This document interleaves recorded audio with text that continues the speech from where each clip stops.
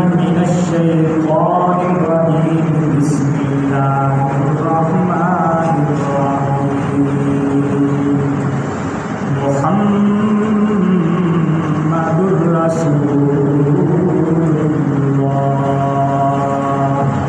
والذين معه أشداء على الكفار رحماء بينهم وقال النبي صلى الله عليه وسلم لو كان بعدي نبي لكان عمر أو كما قال عليه الصلاة والسلام.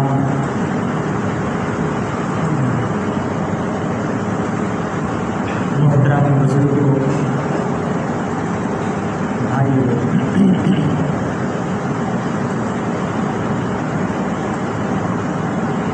آج محرم الحرام کی پہلی تاریخ ہے۔ اسلامی سال کا پہلا دن ہے۔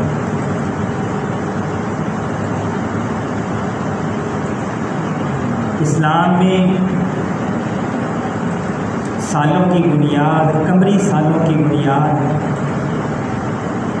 محرم الحرام سے ہوتی ہے اور اس کا اختتام ذوالحج پر ہوتا ہے۔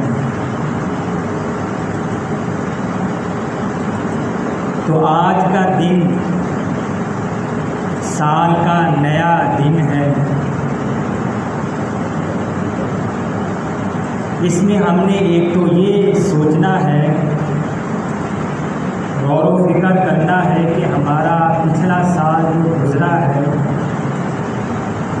اس سال میں ہم نے کیا کھویا، کیا پایا، کیا حاصل کیا، اللہ کو راضی کیا، ناراض کیا، اللہ کے احکام کے مطابق زندگی گزاری یا اس میں کمزوری رہی۔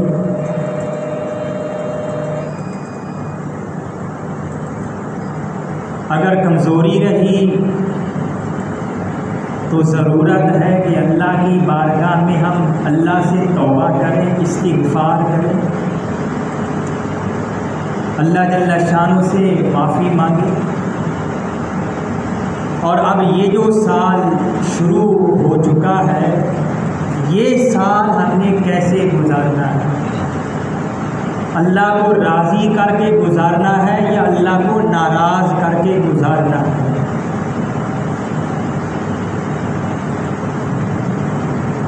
تو ایک تو یہ آج کا دن ہمیں پیغام دے رہا ہے کہ دیکھو اللہ کو راضی کرو، اللہ کو منا لو، اسی میں ہی کامیابی ہے۔ ورنہ سال گزر گیا ہمیں نہیں پتہ چلا، اور یہ سال بھی گزر جائے گا اور یہ بھی ہمیں معلوم نہیں کہ ہمیں یہ پورا سال حاصل ہوگا بھی یا نہیں۔ تو اس لیے اللہ کو راضی کریں، جو کمیاں ہوئیں، کوتاہیاں ہوئیں، اللہ سے توبہ اور استغفار کریں۔ اور آج کا دن یہ ہمیں موت کی بھی یاد دلاتا ہے، اس لیے کہ آج کے دن یکم محرم الحرام کو دوسرے خلیفہ مراد نبی، داماد نبی، نبی کریم صلی اللہ علیہ وسلم کے ہاں آپ کی بیٹی حضرت حفصہ نبی کے نکاح میں تھی، آپ سسر لگے، اور علی المرتضیٰ رضی اللہ تعالیٰ عنہ کی بیٹی ام کلثوم وہ آپ کے نکاح میں تھی، حضرت عمر فاروق رضی اللہ تعالیٰ عنہ کے نکاح میں۔ یہ ایک بہت بڑا مقام اور مرتبہ ہوتا ہے، نبی کریم صلی اللہ علیہ وسلم کے سسر اور حضرت علی المرتضیٰ رضی اللہ تعالیٰ عنہ کے داماد ہیں، اور اللہ کے نبی نے آپ کو اللہ سے مانگا. آپ دعا فرماتے ہیں اللہم اعز الاسلام بعمر بن الخطاب، کہ یا اللہ عمر بن خطاب کے ذریعے اسلام کو قوت عطا فرما، طاقت عطا فرما. اس سے معلوم ہوا کہ پہلے اسلام کمزور تھا، اس لیے اللہ کے نبی طاقت مانگ رہے ہیں. اور کس کے ذریعے سے؟ عمر بن خطاب رضی اللہ تعالی عنہ کے ذریعے سے. اس لیے ایک صحابی رسول فرماتے ہیں کہ عمر جب اسلام میں آئے تو ہمیں اسلام آتا دکھائی دیا، اور جب عمر اس دنیا سے گئے تو پھر ہمیں اسلام جاتا دکھائی دیا. تو اس یکم محرم الحرام کو دوسرے خلیفہ عمر فاروق رضی اللہ تعالیٰ عنہ کی شہادت ہوتی ہے.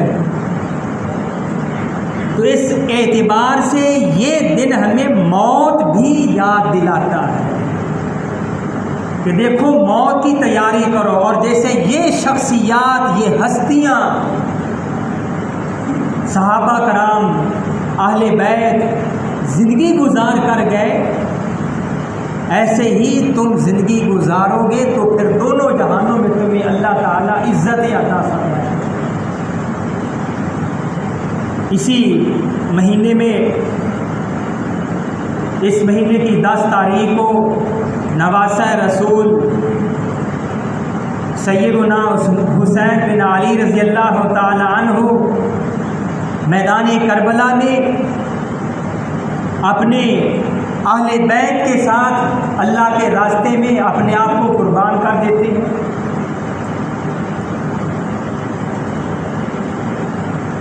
تو بہرحال یہ آج کا دن جو ہے، ایک تو ہمیں اس بات کی طرف متوجہ کر رہا ہے کہ دیکھو اللہ کو راضی کر لو. ہمارا 1 سال ہماری زندگی سے ختم ہو چکا ہے. اور دوسرا، موت کی تیاری کرو، اللہ کو راضی کر لو، جیسے ان ہستیوں نے اللہ کو راضی کیا.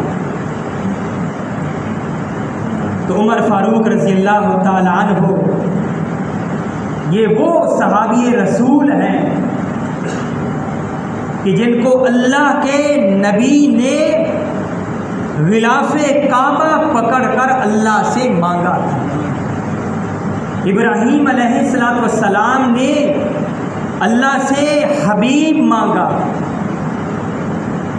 اسی بیت اللہ میں اللہ سے اپنا پیارا حبیب حضرت محمد مصطفیٰ صلی اللہ علیہ وسلم مانگ رہے ہیں.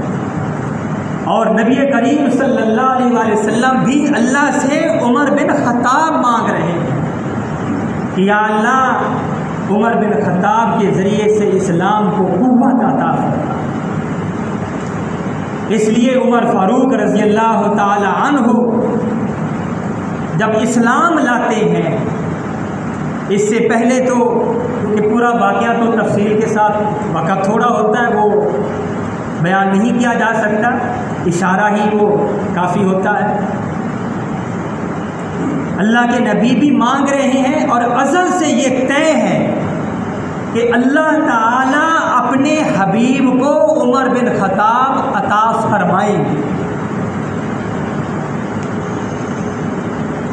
تو جا رہے ہیں مارنے کے ارادے سے، ختم کرنے کے ارادے سے. راستے میں ایک صحابی ملتے ہیں، وہ کہتے ہیں کہ پہلے اپنے گھر کی خبر تو دو،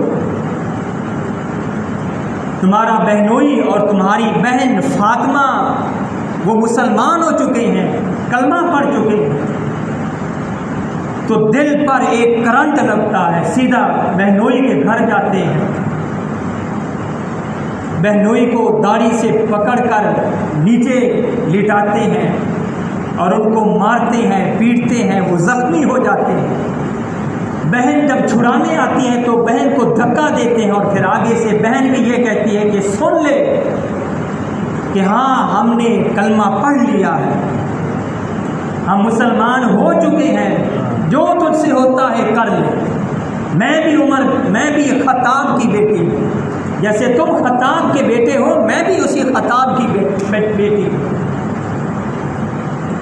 اس کے بعد تھوڑا دل ٹھنڈا ہو جاتا ہے، کہتے ہیں کہ مجھے بھی وہ دکھاؤ پڑھاؤ جو تم پڑھ رہے تھے، مجھے بھی وہ دکھاؤ۔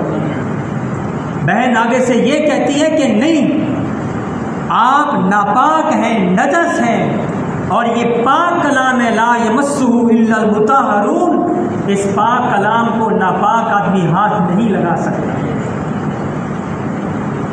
باطنی نجاست تھی، انما المشرکون نجس، مشرک لوگ جو ہوتے ہیں اللہ کے غیر کو پوجا، اللہ کے غیر کی عبادت کرتے ہیں، مشرک لوگ جو ہوتے ہیں وہ نجس ہوتے ہیں، یہ قرآن مجید کے الفاظ پڑھتا، اس لیے تم اس کو ہاتھ نہیں لگا سکتے، پہلے پاک ہو جاؤ، غسل کرو، اس کے بعد میں آپ کو ہاتھ لگانے دوں۔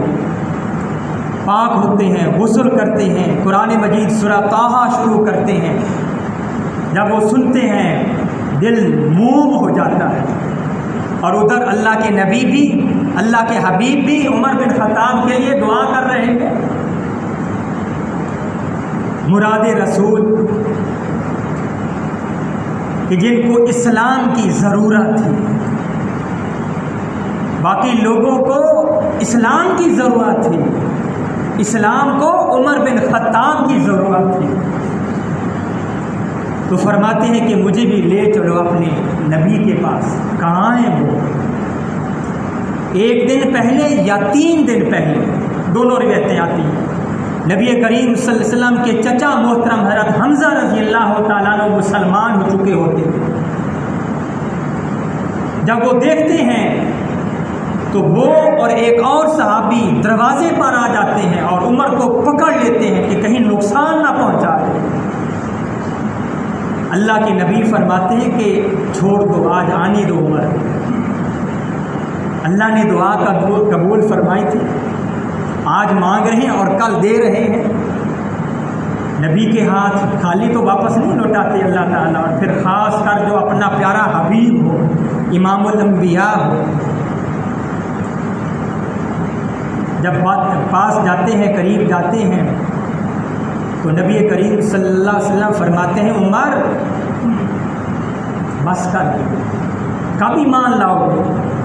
سر جھکایا ہوا نیچے عاجزی کے ساتھ کہا یا رسول اللہ کلمہ پڑھائیے۔ جب کلمہ پڑھاتے ہیں تو الفاظ آتے ہیں بخاری شریف میں، فکبر، رسول اللہ صلی اللہ علیہ وسلم نے نعرہ تکبیر بلند کیا اور آپ نے فرمایا اللہ اکبر، سب کہہ لیں اللہ اکبر، نعرہ تکبیر سنت نبوی ہے، یہ ہماری عبادت گاہوں سے، مساجد سے یہ نعرے گونجنے چاہیے۔ اللہ کے نبی نعرہ لگا رہے ہیں اللہ اکبر، صحابہ بھی پھر نعرہ لگاتے ہیں۔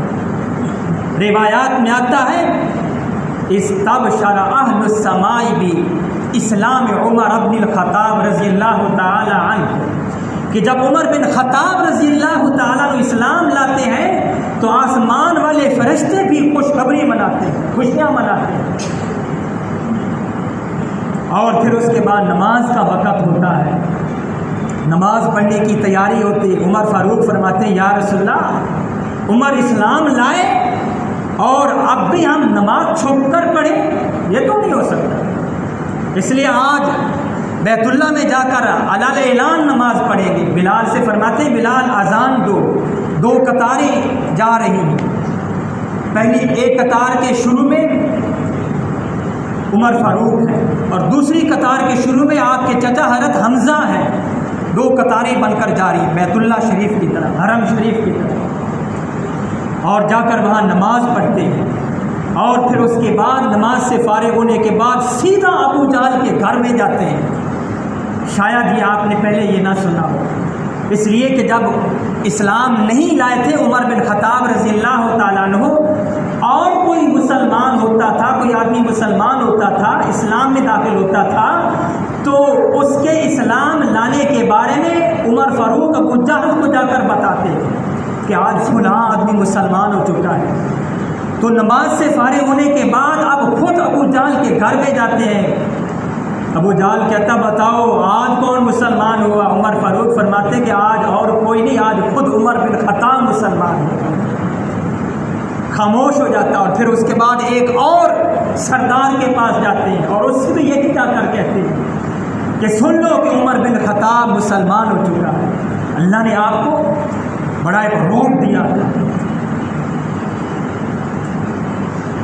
کفار پر بڑا روک ہوتا تھا، اس لیے تو اللہ کے نبی مانگ رہے ہیں کہ یا اللہ اسلام کو عمر بن خطاب کے ذریعے سے قوت عطا فرما۔ اور آپ نے فرمایا لو کان بعدی نبی لکان عمر، کہ اگر میرے بعد کوئی نبی ہوتا تو عمر بن خطاب نبی ہوتے۔ میری طرف توجہ رکھنا، یہ حدیث مبارکہ میں آپ کے سامنے سنا رہا ہوں، قرآن مجید کا مفہوم میں آپ کے سامنے عرض کر رہا ہوں، اپنی طرف سے تو ایک لفظ بھی نہیں بول رہا ہوں، تو میری طرف توجہ رکھیں۔ یہ سننا بھی باعث ثواب ہے، اجر و ثواب ہے اور باعث خیر ہے۔ صحابہ اہل بیت کا تذکرہ کرنا، تو نبی کریم صلی اللہ علیہ وسلم نے فرمایا کہ اگر میرے بعد کوئی نبی ہوتا تو عمر بن خطاب ہوتا، لیکن چونکہ ختم نبوت آپ نے فرمایا میرے اوپر نبوت ختم کر دی گئی، اب کوئی اور نیا نبی نہیں آئے گا۔ حضرت عیسیٰ علیہ السلام آئیں گے قیامت کے قریب، لیکن وہ امتی بن کر آئیں گے، نبی بن کر نہیں آئیں گے۔ یہ ہمیں ذہن میں رکھنا چاہیے۔ ختم نبوت یہ ہمارے ایمان کا حصہ ہے، اللہ نہ کرے اگر اس میں ذرہ بھی کوئی کمزوری ہوئی، کمی ہوئی، تو پھر ہمیں سمجھ لینا چاہیے کہ پھر ہم ایمان سے ہاتھ دھو بیٹھے۔ ختم نبوت یہ اسلام کی بنیاد ہے۔ نبی کریم صلی اللہ علیہ وسلم نے فرمایا میرے اوپر اللہ نے نبوت کو ختم فرما دیا، اور یہ امت جو ہے یہ بھی آخری امت ہے، خیر الامم آخر الامم اسے کہا گیا، اور کتاب قرآن مجید بھی آخری کتاب ہے، اس لیے ان سے ہوشیار رہیں جو ختم نبوت کے منکر ہیں، قادیانی، مرزائی، دارہ اسلام سے خارج ہے، مرتد ہے، کافر ہے، زندیق ہے، ان سے اپنے آپ کو محفوظ رکھیں۔ مال دے کر وہ بڑا لوگوں کو بہکاتے ہیں، کبھی بھی ان کے بہکاوے میں نہ اپنے ایمان سے ہاتھ نہ دھو بیٹھنا۔ صحابہ کی زندگیاں دیکھ لیجئے، جنگ یمامہ میں ابو بکر صدیق رضی اللہ تعالیٰ نے اسی قادیان مرزائی کے خلاف، یہ مسلمہ کذاب کے خلاف صحابہ کی ایک جماعت کو بھیجتے ہیں، اس میں بہت سارے حافظ قرآن بھی شہید ہوئے تھے ختم نبوت کی حفاظت کے لیے۔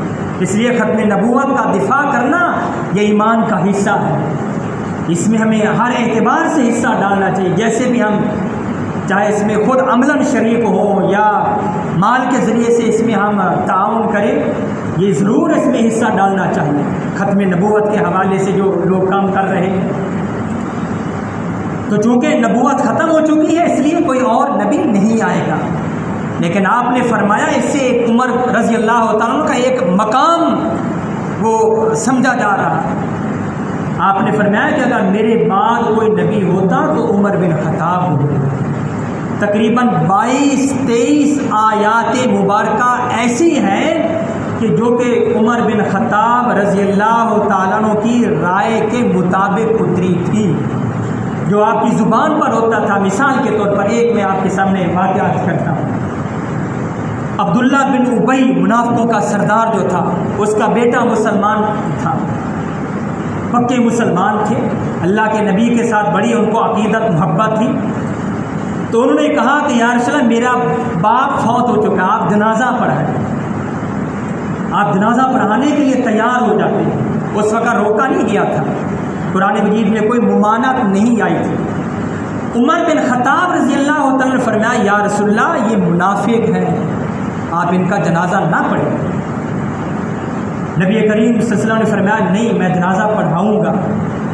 خیر ایک الگ واقعہ ہے، جب جنازہ پڑھا لیا تو اس کے بعد قرآن مجید کی آیات کریمہ نازل ہوئی جس کے الفاظ یہ ہیں لا تقم علی احد منہم مات، کہ جو ان میں سے کوئی مر جائے تو اس کا جنازہ لا تصلی علی احد، اس کا جنازہ مت پڑھو۔ آپ نے جنازہ پڑھنے سے روک دیا، لا تصلی علی احد منہم، آپ نے جنازہ پڑھنے سے بھی روک دیا، اور آپ نے یہ بھی فرمایا کہ ان کی قبر پر بھی نہ کھڑے ہو۔ جو عمر بن خطاب رضی اللہ تعالیٰ روک رہے تھے، تو وہی اللہ تعالیٰ نے قرآن مجید بنا کر نازل فرمایا۔ اس کے علاوہ اور بھی بہت سارے ہیں۔ جنگ بدر میں تقریباً 70 قیدی گرفتار ہوئے تھے۔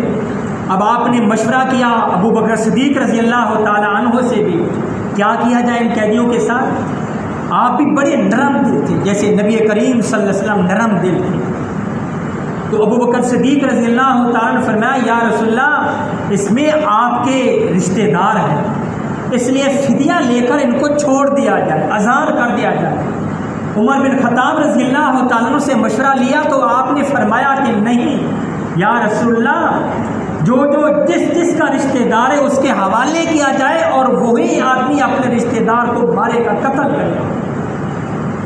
لیکن آپ نے نبی کریم صلی اللہ علیہ وسلم نے عمل فرمایا ابو بکر صدیق رضی اللہ تعالیٰ کے مشورے پر، اور پھر اس کے بعد جب ان کو اذان کر دیا فدیہ لے کر، تو اس کے بعد قرآن مجید نازل ہوا، جس میں یہ کہا گیا کہ آپ نے کیا آپ تریدون زینت الحیات الدنیا، کہ آپ دنیا کو چاہ رہے ہیں۔ گویا کہ اشارہ تھا کہ ان سے فدیہ نہ لیتے بلکہ ان کو قتل کر دیتے، جیسا کہ عمر بن خطاب رضی اللہ تعالیٰ عنہ فرما رہے تھے۔ تو بہرحال میں یہ آپ کو یہ بتا رہا تھا کہ تقریباً 22-23 ایسی آیات کریمہ ہیں جو کہ عمر بن خطاب رضی اللہ تعالیٰ عنہ کی رائے کے مطابق اتری۔ اللہ نے آپ کی رائے کو قرآن بنا کر نازل فرمایا، تو ایک بڑا آپ کا مقام اور مرتبہ ہے۔ بخاری شریف میں حدیث آتی ہے، نبی کریم صلی اللہ علیہ وسلم نے فرمایا کہ میری امت سے پہلے سابقہ جو امتیں تھیں ان امتوں میں محدث ہوا کرتے تھے، محدثون کے الفاظ تھے، دال کے اوپر زبر، محدث ہوا کرتے تھے۔ محدث اس آدمی کو کہتے ہیں کہ اللہ تعالیٰ جس کے دل پر کوئی بات الہام کر دے، کوئی بات ڈال دیتے اللہ تعالیٰ، جو اس نے کہنی ہوتی ہے وہ اللہ تعالیٰ اس کے کہنے سے پہلے اس کے دل پر ڈال دیتے ہیں۔ تو آپ نے فرمایا کہ میری امت میں اگر کوئی محدث ہے تو وہ عمر بن خطاب ہے۔ یہ ایک آپ کا مقام اور مرتبہ ہے۔ تو بہرحال اللہ تعالیٰ نے آپ کو بڑے فضائل سے نوازا تھا، عمر بن خطاب رضی اللہ تعالی عنہ، اور پھر اہل بیت کے ساتھ اور صحابہ کرام کے ساتھ بھی آپ کو بہت زیادہ محبت تھی، آپ بہت زیادہ آپ کو احترام کیا کرتے تھے۔ مجھے ایک واقعہ یاد ہے، اور بھی بہت سارے واقعے ہیں۔ آپ جب حضرت حسین رضی اللہ تعالیٰ سے جب آپ کی ملاقات ہوتی ہے، حضرت حسین رضی اللہ تعالیٰ جب آپ کو ملتے تو سلام کرنے میں پہل حضرت عمر بن خطاب کیا کرتے تھے۔ حضرت حسین نے دل میں خیال کیا کہ ہر مرتبہ مجھ سے پہل کر جاتے ہیں، سلام کرنے میں مجھ پر پہل کرتے ہیں، تو اب میں ان پر پہل کروں گا۔ تو ایک جگہ پر یہ ستون جو ہوتے، پلر جو ہوتے، ان کے پیچھے چھپ کر کھڑے ہو، پلر کی اوٹ سامنے سے عمر رضی اللہ تعالیٰ عنہ آ رہے تھے۔ جب عمر فاروق رضی اللہ تعالیٰ عنہ قریب آئے تو فوراً عمر رضی اللہ تعالیٰ نے کہا، السلام علیکم یا حسین۔ حضرت حسین وہ اوٹ سے باہر آ گئے، سلام کا جواب دیا۔ دل میں تو یہ تھا کہ جیسے ہی میرے قریب آئیں گے پہل میں کروں گا، سلام میں پہلے کروں گا، کیونکہ ہر وقت مجھ سے پہلے مجھے سلام کرتے ہیں۔ مگر اس موقع پر بھی سلام کرنے میں پہل عمر رضی اللہ تعالیٰ نے کی۔ تو آپ نے پوچھا کہ آپ کو کیسے پتہ چلا کہ میں ستون کے پیچھے چھپا کھڑا ہوں؟ عمر بن خطاب رضی اللہ تعالیٰ نے فرمایا کہ اے حسین، بڑے پیارے الفاظ فرمائے، یہ میں آپ کو بتا رہا ہوں رحماء بینہم کے حوالے سے، قرآن مجید کے الفاظ کہ یہ سارے کے سارے آپس میں رحم دل تھے۔ آج ہمیں ان کے بارے میں غلط کچھ پڑھایا گیا ہے کہ ان کے درمیان انبن تھی، دشمنیاں تھیں، لیکن ہم نے اللہ کے قرآن کو دیکھا ہے، نبی کے فرمان کو دیکھنا ہے۔ عمر بن خطاب رضی اللہ تعالیٰ نے فرمایا اے حسین کہ تیری صرف شکل و صورت ہی نبی جیسی نہیں، تیری خوشبو بھی نبی جیسی ہے۔ سبحان اللہ، تیری خوشبو بھی نبی جیسی ہے، جیسے نبی کریم صلی اللہ علیہ وسلم سے خوشبو آیا کرتی تھی، اے حسین تجھ سے بھی ایسے خوشبو آتی ہے، تیری خوشبو سونگھ کر ہم پہچان جاتے کہ حسین آئے۔ ایک مرتبہ کسی مشاورت میں میٹنگ میں مشغول تھے، مصروف تھے، آپ کے بیٹے عبداللہ وہ باہر بیٹھ کے دروازے کے اوپر، آپ کو روک دیا گیا، اجازت نہ ملی، حضرت حسین بھی آ گئے تو وہ بھی عبداللہ کے ساتھ بیٹھ کے، عبداللہ عمر فاروق کے بیٹے تھے۔ جب مشاورت ختم ہوئی تو بلایا، ساتھ حضرت حسین رضی اللہ تعالیٰ عنہ بھی تھے۔ جب دیکھا کہ حسین بھی آ رہا ہے تو حضرت عمر فاروق رضی اللہ تعالیٰ عنہ احترام میں کھڑے ہو جاتے ہیں، فرماتے ہیں کہ حسین آپ کب آئے؟ کہا کہ مجھے کافی دیر ہو گئی ہے، میں نے دیکھا کہ آپ کے بیٹے عبداللہ باہر بیٹھے تو میں بھی باہر بیٹھ گیا کہ جب آپ کے بیٹے کو اندر آنے کی اجازت نہیں تو مجھے کیسے اجازت ہوگی؟ آپ کی آنکھوں میں آنسو آئے اور کہا کہ اے حسین میرے بیٹے کے لیے تو قانون ہے لیکن حسین بن علی کے لیے کوئی قانون نہیں، جب آپ کا دل کرے، دن ہو رات ہو، آپ کے لیے کوئی اجازت لینے کی ضرورت نہیں، آپ کے لیے کوئی قانون نہیں، جب آپ چاہیں آپ آ سکتے ہیں۔ تو آپ کو بہت زیادہ ادب و احترام تھا۔ وہ ایک اور واقعہ بھی آتا ہے، آپ نے سنا ہوگا، مکہ بھی ہونے کو ہے، جب خطبہ دے رہے تھے حضرت عمر بن خطاب رضی اللہ تعالیٰ عنہ، سامنے حضرت حسین بچے تھے، بچوں کے ساتھ کھیل رہے تھے، جب کھیلتے کھیلتے سامنے آئے، نظر پڑی عمر بن خطاب رضی اللہ تعالیٰ خطبہ دے رہے ہیں، تو حضرت حسین نے بچوں سے کہا کہ وہ جو آپ کی خطبہ دے رہا ہے نا وہ ہمارا غلام ہے، وہ ہمارا غلام ہے۔ آپ کا بیٹا عبداللہ بھی ان کے ساتھ کھیل رہا تھا، خطبے سے فارغ ہوئے، بعد میں آپ کے بیٹے نے کہا کہ ابا جی حسین اس طرح کہہ رہے تھے آپ کے بارے میں کہ وہ جو خطبہ دے رہا ہے نا وہ ہمارا غلام ہے۔ جب حضرت عمر رضی اللہ عنہ یہ الفاظ سنے تو آپ نے فرمایا بیٹا جلدی جاؤ، جا کر یہ بات لکھوا لاؤ۔ جاتے ہیں، جا کر لکھوا کر لے آتے ہیں، اور حضرت حسین رضی اللہ عنہ کے اس کے اوپر سائن ہے، وہ جملہ لکھا ہوا ہے، اور حضرت عمر فاروق رضی اللہ عنہ اپنے بیٹے سے فرماتے ہیں کہ بیٹے جب میں فوت ہو جاؤں تو یہ کاغذ کا ٹکڑا میرے کفن میں رکھ دینا کہ میری نجات کے لیے یہی جملہ ہی کافی ہے۔ یہ ان کی آپس میں محبت اور احترام تھا، اور بھی بہت سارے واقعات آتے ہیں، وقت ہو چکا ہے۔ تو بہرحال صحابہ کرام کے ساتھ، اہل بیت کے ساتھ یہ ہمارے ایمان کا حصہ ہے، اور ہمیں سب کا احترام ہمارے دلوں میں ہونا چاہیے، اس کے بارے میں کوئی کسی کے ساتھ کمپرومائز نہیں ہے۔ اللہ تعالیٰ ہمیں سچی اور کھری محبت نصیب فرمائے اور عمل کرنے کی توفیق دے۔